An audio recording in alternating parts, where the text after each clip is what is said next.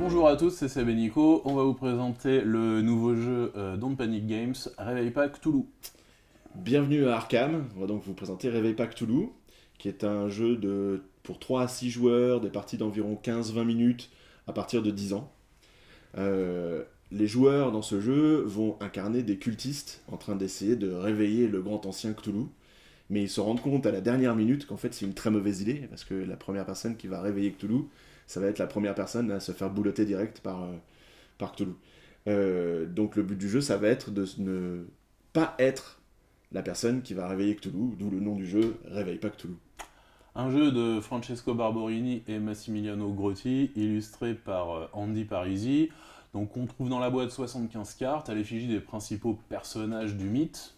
Par exemple, on va trouver Dagon, Nyarlathotep, Astur et bien sûr le grand Cthulhu.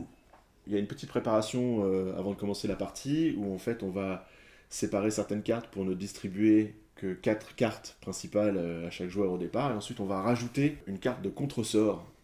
C'est une des manières d'éviter d'avoir Cthulhu. À chaque tour, un joueur va pouvoir jouer autant de cartes qu'il le souhaite, et piocher une carte à la fin du tour.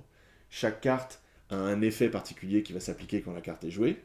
Certaines ont un signe des anciens dans le coin, qui veut dire que la carte peut être jouée à n'importe quel moment du jeu, même quand c'est pas notre tour.